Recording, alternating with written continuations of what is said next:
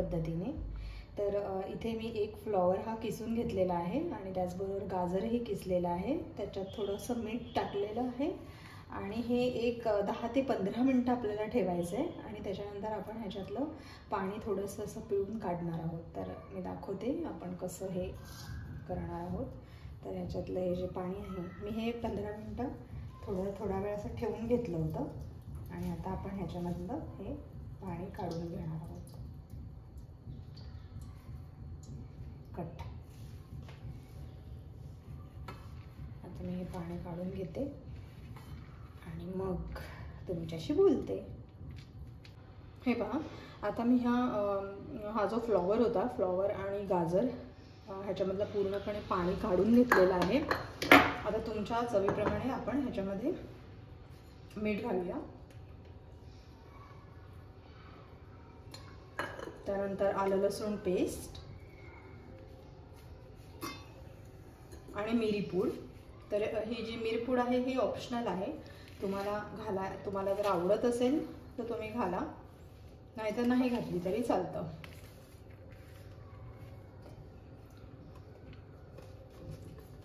त्यानंतर हे माझ्याकडे कॉर्नफ्लॉवर आहे, तर हे कॉर्नफ्लॉवर पण आपण टाकणार आहोत ह्याच्यामध्ये बाइंडिंगसाठी।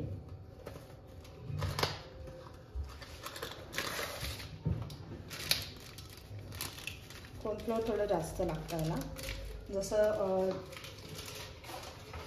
आपण कणिक जसं मळतो त्याच्याप्रमाणे हे आपल्याला मळून घ्यायचं आहे।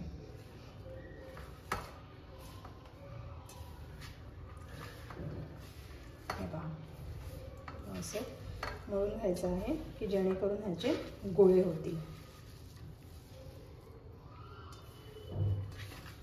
आता मी छान मळून घेते आणि त्यानंतर आपण ह्याचे गोळे करू। आता मला अजून थोडं कॉर्नफ्लॉवर लागणार आहे, तर मी ते अजून थोडं कॉर्नफ्लॉवर टाकून घेते आणि हे मळून घेते।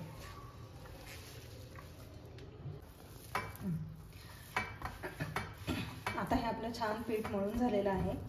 तर ह्याच्यामध्ये मी कोथिंबीर पण चिरून टाकलेली आहे आणि जर आपलं हे जे फ्लॉवर आणि गाजर आहे ह्याच्यामध्ये जर जास्त पाणी राहिलं ना, तर मग आपल्याला थोडासा मैदा आपण ॲड केला तरी चालतं। आता आपण ह्या पिठाचे छोटे छोटे बॉल्स करणार आहोत।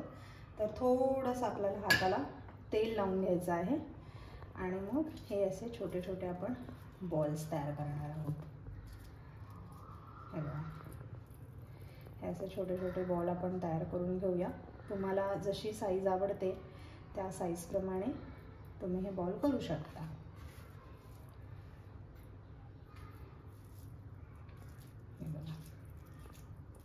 हे छान बाइंड झालेले आहेत आता कॉर्नफ्लॉवर आणि मैद्यामुळे, त्यामुळे आपल्याला हे छान असे गोल बॉल तयार करता येतात।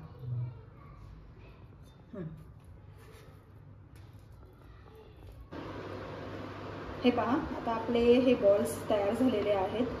जवळजवळ एक फ्लॉवर आणि एक गाजर मिळून मी हे बॉल्स तयार केलेले आहेत। तर अराउंड 20 to 25 बॉल्स आपले तयार होतात ह्याच्यामध्ये। आता आपण हे जवळजवळ अर्धा ते 1 तास फ्रीजमध्ये ठेवणार आहोत, त्यामुळे ते छान असे सेट होतील आणि त्यानंतर आपण हे तळून घेणार आहोत आणि त्यानंतर आपण ह्याची ग्रेव्ही करायला घेणार आहोत। तर ग्रेव्ही मी एकदम झटपट करणार आहे, त्याच्यासाठी मी इथे व्हेज मंचुरियन मसाला आणलेला आहे चिंग्सचा। तर 1 कप पाण्यामध्ये हा पूर्ण मसाला आपल्याला टाकायचा आहे आणि नंतर ह्याला थोडं बॉईल होऊ द्यायचं आहे। तर हे एकदम झटपट आपण ग्रेव्ही याने बनवू शकतो। मी दाखवते तुम्हाला कसं करायचं ते। तोपर्यंत आपले हे बॉल्स आपण फ्रीजमध्ये ठेवू सेट होण्यासाठी। हे बघा, आता आपले हे जे मंचुरियन बॉल्स आहेत हे आपण एक एक करून ह्यामध्ये फ्राय करून घेऊया। तेल अगदी जास्त तापलेलं नाही पाहिजे, थोडं मीडियमवरती आपण हे मंचुरियन बॉल्स छानपैकी फ्राय करून घेऊ। अशा माझ्या 3 बॅचेस होतील। तर हे आपण छान क्रिस्पी असे गोल्डन ब्राऊन होईपर्यंत तळून घेऊया। आता मी हे तळून घेते आणि मग तुम्हाला भेटते। आता आपण मंचुरियनची ग्रेव्ही बघणार आहोत. तर जसं मी तुम्हाला सांगितलं तसं मी इथे चिंग्सचा व्हेज मंचुरियन मसाला घेतलेला आहे आणि ह्या टोपामध्ये आपण ह्या कपाने 4 कप पाणी घेतलेलं आहे. आणि आता आपण ह्यामध्ये हे 2 जे सॅशे आहेत ह्या मसाल्याचे ते दोन्ही पण ह्याच्यामध्ये पोर करणार आहोत. ह्याच्यावरती सगळे इन्स्ट्रक्शन्स दिलेले आहेत.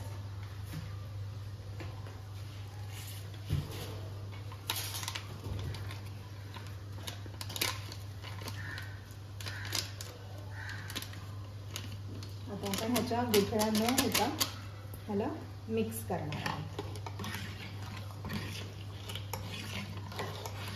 आणि मिक्स करून झाल्यानंतर आपण ह्याला 2 ते 3 मिनिटं छान बॉईल करणार आहोत. हे पहा, आता मी ही जी आपण ग्रेव्ही केलेली आहे ही मी उकळत ठेवलेली आहे.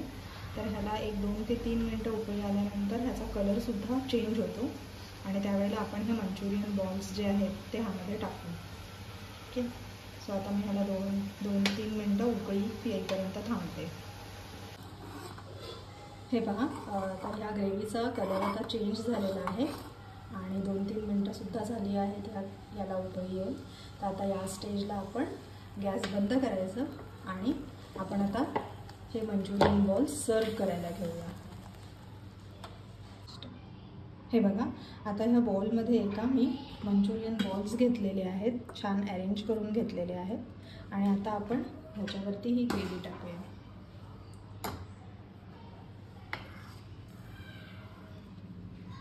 ही अशी गरम गरम ग्रेव्ही या बॉल्सवरती पडल्यानंतर ह्या बॉल्सच्या आतपर्यंत ती मुरते. हे बघा,